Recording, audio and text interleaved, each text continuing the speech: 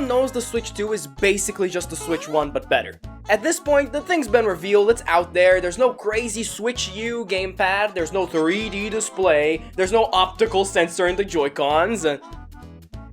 Okay, maybe they're still innovating with the hardware somewhat, but that's besides the point, because today I'm here to tell you what Nintendo can add to the Switch 2 to make it the perfect console. What they can add to level up this thing beyond its predecessor and into near perfection. So a wish list of sorts. And no, I'm not gonna sit here and just tell you the same things everyone's already told you, like, oh, wouldn't it be so nice if they fixed Joy-Con drift? Yeah, they better fix it, because if not, well, Nintendo's headquarters in Japan might be in need of installing some new anti-Luigi defense systems, because the world won't take kindly to such developments. So before we get into the real additions, here's a quick little mention of everything that should be a no-brainer addition, and if Nintendo doesn't do it, I will be sad. Themes that aren't just basic black and basic white, and let us buy more with platinum or gold points while you're at it. An eShop that doesn't lag and has all the AI slop removed, bonus points if background music is back. Just send the screenshots directly to my NSO phone app. I feel like a caveman inputting those QR codes just to have a funny looking guy sent to my phone. It's 2025, Nintendo. Give me a playtime counter that actually works and displays all the games in my library, please. Everyone's got this right, why can't you? Oh, you did it before and just decided to drop it. Of course, yes, thanks, I love it. Don't add backwards compatibility just to have your old games run the same. Have at least your first party titles updated to run at 1080p 60. Fix the online. We're in 2025 and there's still no Super Smash Bros. Game that works online consistently. Ultimate got a little closer, but come on, get your server infrastructure in check. And finally, fix Joy-Con drift. Thank you. Alright, now that those are out of the way, let's start talking about some more unique additions. I'm sure everyone's seen the new Nintendo Music app that was released a while back. And while this thing is cool and I do like listening to Nintendo music while on long car trips, you know what would be even cooler? Direct integration of the Nintendo Music app with the Switch 2's UI. And I don't mean just, oh, I can click the home button and have my music pop up for me to listen to while gaming. That's cool too, and I think it's what's most likely to happen. But what I really mean is, let the app be integrated into the Switch 2 system itself so you can customize what you hear and where you hear it. Open up the console, head to the main menu, Skyloft theme. Wanna go to the eShop? Make it play the Wii Shop channel. Screenshots? Music. Newsfeed? Music. Me Maker? Music. Let us select which track will play in each part of the software. If you want to have it all mute Nintendo Switch 1 style, you can have it your way. But if you want to customize it to fit your needs, you can do that too.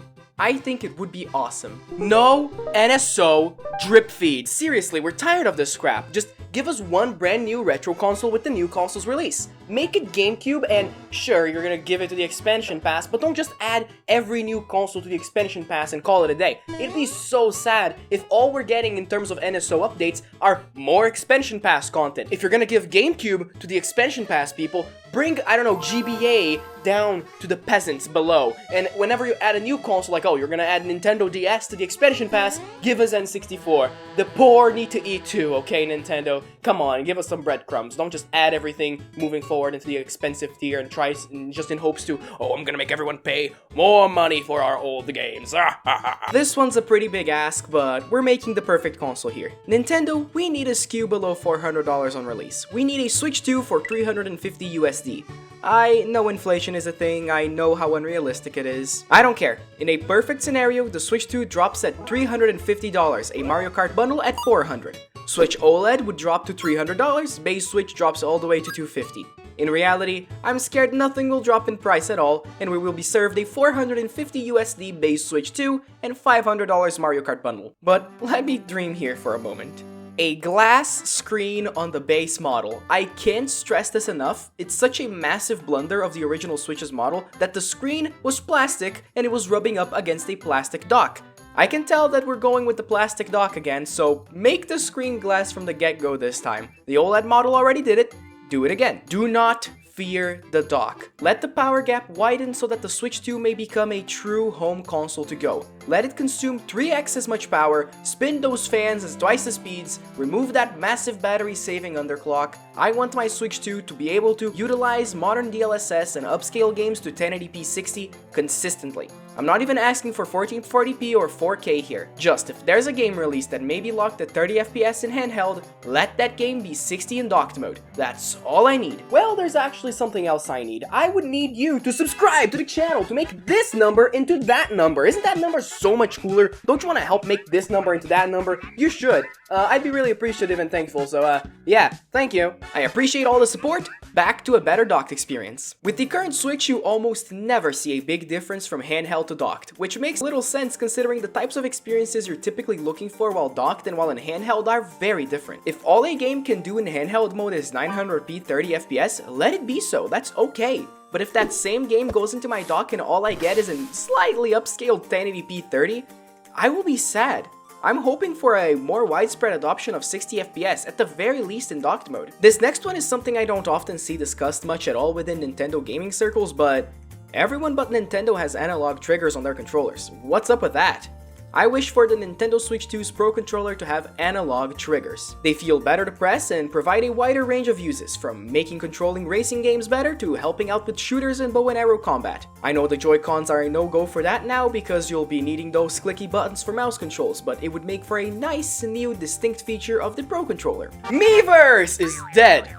It's a relic of a bygone age and it's never coming back. But that doesn't stop me from wishing for better social features on Switch 2. I want to be able to create group chats with my friends so I can voice chat while playing a game. I need DMs with each individual friend that I can send them, I don't know, a screenshot of a game I was playing, or, I don't know, a little GIF, or a Mario emote. Just give me emotes, give Mario doing a little twerk or something. I just want to be able to socialize with the people I meet in the platform, because right now in the current Switch, my friends, they don't feel like friends, they just feel like a profile picture with a big number attached below. I'm like, oh, I've played this game for 2,000 hours. Well, that's 2,000 hours too many if you ask me. And I would really appreciate if all these features were wrapped in a nice Nintendo charm ribbon. Make a little plaza where your characters roam around in, make chat functionality menus cute or silly like in Animal Crossing, just do something to make the experience of being online on a Nintendo Switch better. And there's no excuse for not doing it. Yes, there's like the random people screaming slurs from time to time, but Nintendo, if any company knows how to moderate crap, it should be you. Just disable all the chat functionality in parental control mode and give players good moderation tools. It's not an excuse to not have these basic features available on your console.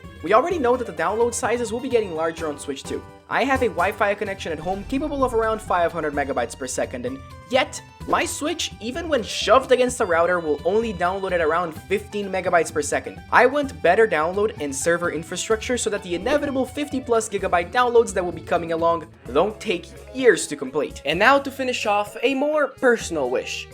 Don't discard the Mii Maker, like actually expand it, you know? Give it all the functionality you gave Miitopia on Switch, but on the base, just system level Mii Maker. I want to be able to make cool Miis, and don't just make it so that there's no background music. It feels so depressing to just sit there and try to make a Mii in complete silence. It's borderline creepy. But don't go out of your way to do all that to just then not use them in games. Come on, Smash Bros, keep the Miis. Mario Kart, keep the Miis. Don't you dare take them away from my Mario Kart. The sports series of titles, it should have never strayed from God in the first place.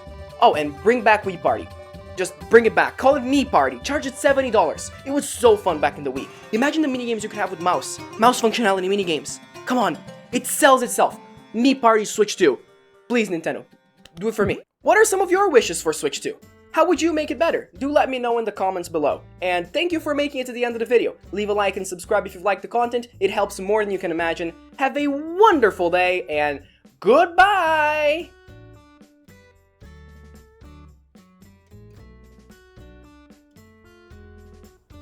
Hope that's off camera.